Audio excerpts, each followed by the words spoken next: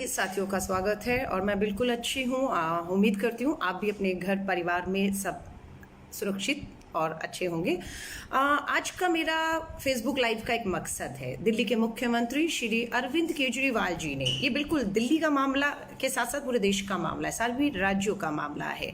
मैं चाहती हूँ कि आप इसमें क्या सोचते हैं ज़रूर बताइएगा, क्योंकि दिल्ली के मुख्यमंत्री अरविंद केजरीवाल जी ने प्रेस वार्ता करके दिल्ली के लोगों से पूछा है और मैं दिल्ली के साथ साथ देश के लोगों से पूछना चाहती हूँ।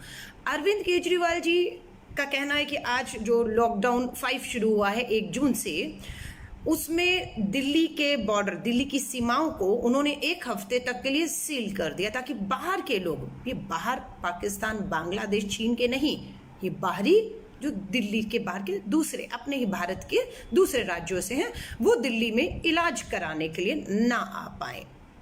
अरविंद केजरीवाल जी खुद दिल्ली के नहीं हैं, वो दिल्ली के बाहर से आकर दिल्ली पर राज तो कर सकते हैं, पर बाकी लोग दिल्ली के बाहर से आकर इलाज नहीं करवा सकते। यानी कि राज किया जा सकता है दिल्ली के बाहर से आकर, लेकिन इलाज नहीं करवाया जा सकता।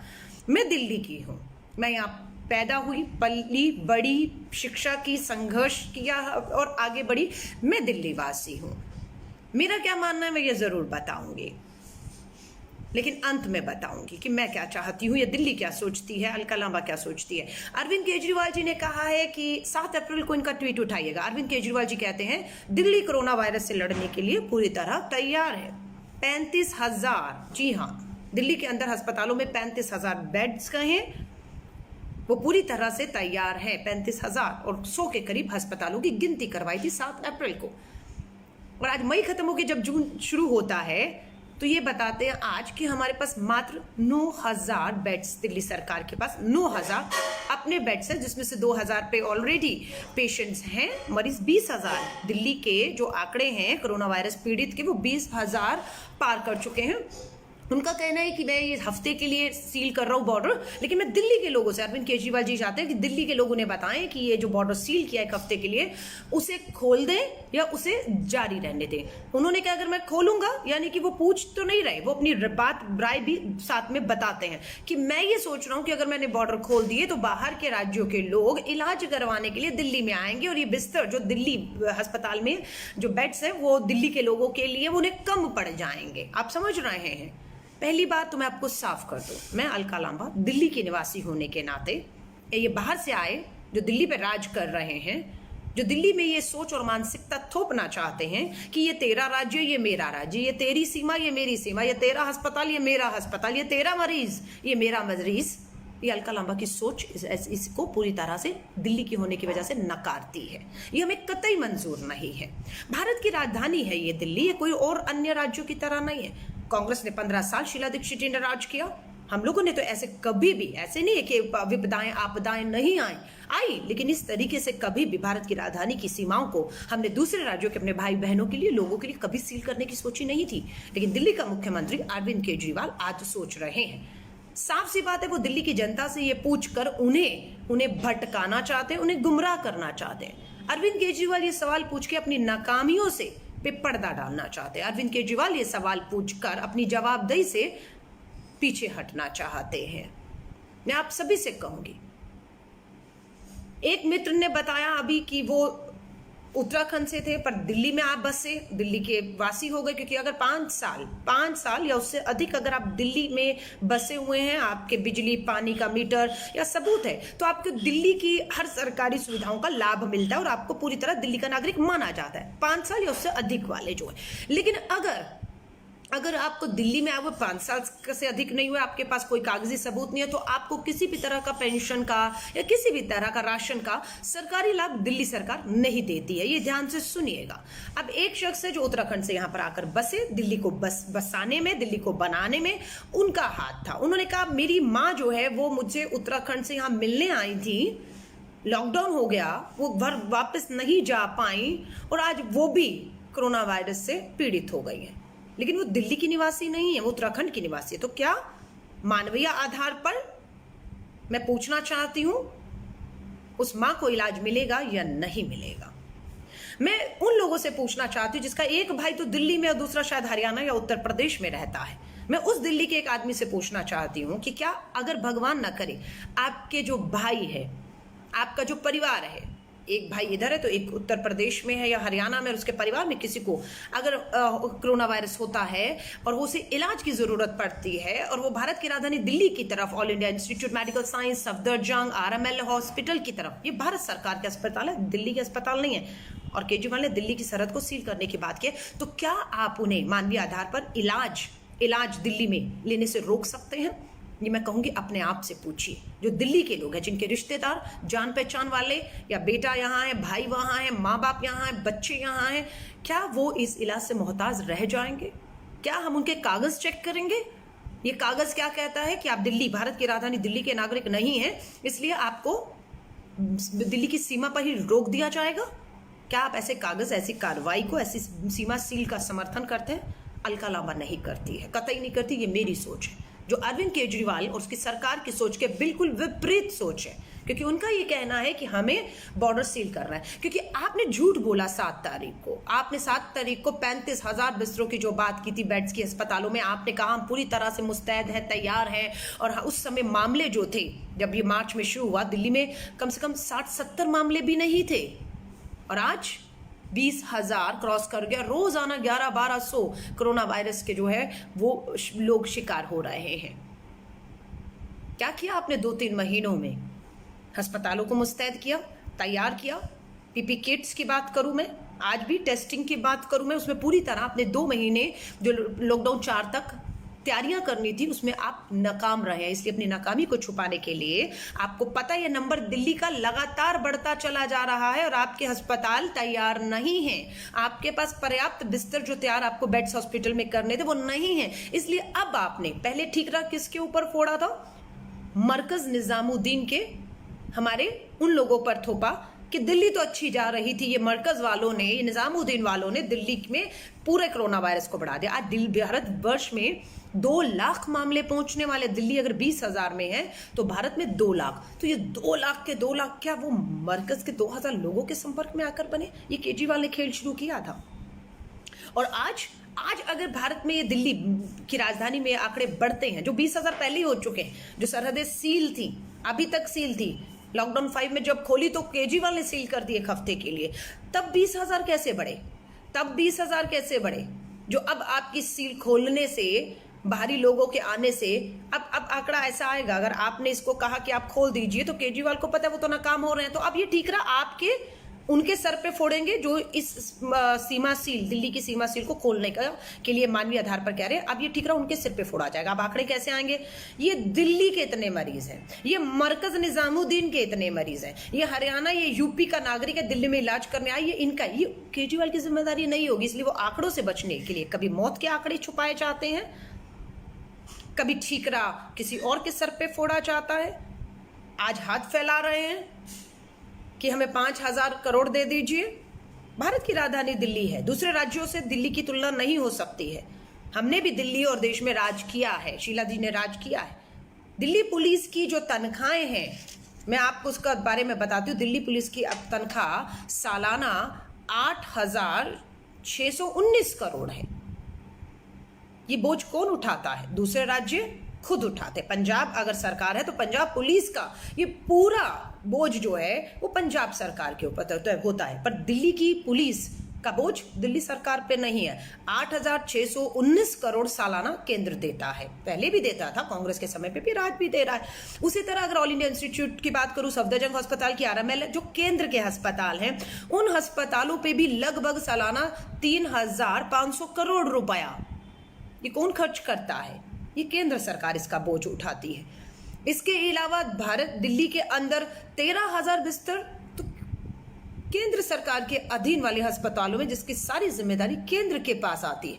दिल्ली के अंदर जामिया, JNU, इग्नू, दिल्ली विश्वविद्यालय, यूनिवर्सिटीज हैं। ये भारत की राजधानी, इसलिए ये विश्वविद्यालय, इनका ऊपर जो 3,000 करोड़ सालाना खर्च होता है वो कौन करता है? वो भी तो केंद्र करता है। तो ये सारा बोझ दिल्ली के ऊपर नहीं आता है, जो दूसरे राज्यों में उन्हीं के ऊपर आता है। मेट्रो के ऊपर अगर चालू की तो फायदा भारत की राजधानी है। मेट्रो, मुझे बताइए, इतना बड़ा देश है, इतने राज्य हैं, कितने सिटीज में मेट्रो का जाल इस तरह से बिछा हो जैसे भारत की राजधानी दिल्ली में बिछा है? अटल बिहारी वाजपेयी जी और शीला दीक्षित जी ने इसकी नींव रखकर इसकी शुरुआत की थी। 70,000 करोड़, जी हाँ, फेज नंबर 1, 2, 3 में 70,000 करोड़ खर्च कर चुके हैं भारत की राजधानी दिल्ली के मेट्रो पर केंद्र सरकार। दिल्ली का 10,000 करोड़। तो ये लाभ किसी और को, राज्य को तो नहीं मिल रहा, ये लाभ तो भारत की राजधानी दिल्ली को मिल रहा है, ये सुविधाएं तो दिल्ली को मिल रही हैं। लेकिन दिल्ली की सरहद पे, मैं दोबारा दोहरा रही हूं, अरविंद केजरीवाल जी, आप हरियाणा हिसार से हैं, आप गाजियाबाद में रहे जिंदगी भर, लेकिन राज बाहर से आकर दिल्ली पर किया, लेकिन इलाज करने से आप लोगों को रोकेंगे। ये दिल्ली की कांग्रेस और अलका लांबा होने नहीं देगी। मानवीय आधार पर जो भी आएगा अपना इलाज करवाने के लिए, उसे इलाज देने का पूरी की पूरी जिम्मेदारी वो हर एक की बनती है। और यहां तक एक प्रवक्ता को सुन रही थी, इतना बेतुका उसने बयान दिया। अभी उन्होंने कहा कि दिल्ली के लोग अगर हरियाणा, यूपी इलाज के लिए जाएंगे तो क्या वहां की सरकारें लेंगी? एक तरफ से केजरीवाल जी ये दावा कर रहे हैं कि दिल्ली के अंदर सबसे बेहतर स्वास्थ्य सुविधाएं हैं, दिल्ली में सब कुछ मुफ्त है। तो मुझे ये बताइए, कौन बेवकूफ आम आदमी पार्टी के प्रवक्ता के मुताबिक दिल्ली के मुफ्त और बेहतर इलाज को छोड़कर यूपी और हरियाणा की तरफ जाएगा? बताइए। और ये बात तो तब उठेगी जब वो जाएगा। वो रोकते हैं, नहीं रोकते हैं। पहली बात तो वो जाएगा ही क्यों? जब वहां के लोग, आप कह रहे हैं यहां आ रहे हैं, तो यहां का आदमी वहां क्यों जाएगा? तो अगर वो जाता भी है, मान लीजिए दिल्ली का आदमी चला गया, आपकी पोल खोलते हुए चला गया कि आप जो मुफ्त और अच्छे इलाज की बात कर रहे हो वो नहीं है, और वो चला गया, मान लीजिए, और वहां की सरकारों ने यही किया जो आज आप करने की बात कर रहे हैं, तो मैं आपसे पूछना चाहती हूं, आपको उसे सही ठहराने की बजाय उसका विरोध करेंगे या उसे सही ठहराएंगे? तब तो आप विरोध कर रहे हैं, आपके प्रवक्ता ही कह रहे हैं कि वहां की सरकारें रोकेंगी, आप विरोध कर रहे हो, और यहां पर क्या कर रहे हैं? आप उसी को लागू कर रहे हैं, भारत की सीमाएं बना रहे हैं। मैं आप सभी से कहूंगी, दिल्ली वालों को कहूंगी, मानवीय आधार पर सोचिएगा। आपने तो सत्ता सौंप दी, अभी सौंपे हुए कुछ समय ही हुआ, इतना पूर्ण बहुमत के साथ सौंपे। ये तमाशे क्यों करते हैं बार बार? दिल्ली की जनता से पूछेंगे, दिल्ली की जनता बताएगी। दिल्ली की जनता ने आपको मैंडेट देकर फैसले लेने के लिए सौंप दिया है। जब दिल्ली को लगेगा कि आपके फैसले गलत हैं, गलत दिशा में जा रहे हैं, विज्ञापनों पर आपने 45 करोड़ रुपया, कोरोना वायरस महामारी से जूझ रहा है, और आप अपने विज्ञापनों पर, अपने प्रचार पे, अपनी वाहवाही पर 45 करोड़ खर्च कर देते हैं। आप समझ रहे हैं अरविंद केजरीवाल जी? बेशक कांग्रेस का एक भी विधायक विधानसभा में नहीं है, सांसद संसद में नहीं है, 0 है, लेकिन दिल्ली के लिए मानवीय आधार पर, देश के लिए, भारत की राजधानी दिल्ली में आने वालों को अगर आप रोकेंगे तो कांग्रेस और अलका लांबा एक मजबूत विपक्ष बनकर उनके साथ खड़ी रहेगी और आवाज को उठाएगी। अरविंद केजरीवाल जी ने बहुत जल्दी अपनी नाकामी से पर्दा डालने की कोशिश की कि हेल्थ इंफ्रास्ट्रक्चर पे खर्च होना चाहिए था। ये all India institute medical science, Safdarjung hospital, RML hospital, LNJP hospital, Deendayal Upadhyay hospital, Guru Tegh बहादुर हॉस्पिटल किसने बनाए थे? किसके शासनकाल में बने? किसने इन्वेस्ट किया इस इंफ्रास्ट्रक्चर के ऊपर? आप अपने 6 सालों में एक नए अस्पताल का जिसकी 6 सालों में आपने नींव रखी और वो 6 साल बहुत होते एक इमारत बन के खड़ा हो गया हो, और उसे आप कोविड स्पेशल हॉस्पिटल बना रहे होते, तो ये अलका लांबा आपकी तारीफ कर रही होती। आप समझ रहे हैं? अभी बहुत बड़ा खेल दिल्ली में केजरीवाल ने अपनी नाकामियों से छुपाने के लिए खड़ा शुरू कर दिया। वो खेल ये है कि दिल्ली के दंगों, हाई कोर्ट ने कहा है कि दिल्ली पुलिस दिल्ली दंगों की निष्पक्षता से जांच नहीं कर रही है, वो एक कौम, एक समुदाय को निशाना बना रही है। अरविंद केजरीवाल ने हाई कोर्ट की इस टिप्पणी पर कुछ कहा? नहीं कहा। पूरी तरह से वो खामोश है। कांग्रेस बोलती है, अलका लांबा बोलती है, लेकिन अरविंद केजरीवाल इस बात पे हाई कोर्ट की इस टिप्पणी पर खामोश हो जाते हैं। इतना ही नहीं, केंद्र सरकार के सॉलिसिटर, भाजपा की सांसद है मीनाक्षी लेखी, उनके पति बहुत बड़े वकील हैं। केंद्र की सरकार ने पुलिस की तरफ से दंगा के जिस पे आरोप लगाए जा रहे हैं, झूठे, फंसाया जा रहा है, हाई कोर्ट ने कहा निष्पक्षता से जांच नहीं, उनको दिल्ली पुलिस की तरफ से पेश करने के लिए वकील नियुक्त किया है। अरविंद केजरीवाल ने भाजपा की जिन पे मोहर लगी है, इन वकीलों पर अपनी मोहर लगा दी है। हाईकोर्ट के कहने के बाद कि जब पुलिस निष्पक्षता से जांच नहीं कर रही है, और भाजपा के ये वकील वही हैं जिन्होंने इनके नेताओं को जो दंगा भड़काने का काम कर रहे थे, मैं नाम ले रही हूं, चाहे वो कपिल मिश्रा हो, चाहे वो प्रवेश साहब सिंह वर्मा हो, चाहे वो अनुराग ठाकुर हो, पूरी तरह से दंगे भड़काने, लोगों को भड़काने का काम इन्होंने वहां खड़े होकर किया है। और इन्हें बचाने का काम दिल्ली पुलिस से लेकर इनके वकीलों ने किया, और आज वही वकील दिल्ली पुलिस की तरफ से, दिल्ली सरकार केजरीवाल की तरफ से केस लड़ेंगे। आप समझ रहे हैं? केजरीवाल कहते हैं कि ये तो केंद्र ने नियुक्त किया। केंद्र ने नियुक्त किया तो आपने विरोध क्यों नहीं किया? आपने उस कागज को फाड़ के क्यों नहीं फेंक दिया कि हम वकील वो नियुक्त करेंगे जिसपे जो पीड़ित लोग हैं, जिनके लोग मारे गए, 50 लोगों को मार दिए, जान से हद हो गए, जो उनको और सबको, जिसपे सबकी सहमति होगा, हम उससे नियुक्त करेंगे। हम ऐसे लोगों को वकील नियुक्त नहीं करेंगे जिन पे कहीं ना कहीं भी जो एक तरफा जो है वो लड़ाई लड़ने का, सबूतों से छेड़छाड़ करने का, और हाईकोर्ट ने भी जहां तक कह दिया है। लेकिन अरविंद केजरीवाल मात्र अपनी नाकामियों को छुपाने के लिए ये गंदा खेल खेल रहे हैं। जनता से पूछने जा रहे हैं कि लॉकडाउन के दौरान 5 के दौरान सीमाएं सील करूं ना करूं, लोगों को स्वास्थ्य सुविधाओं से वंचित करूं ना करूं।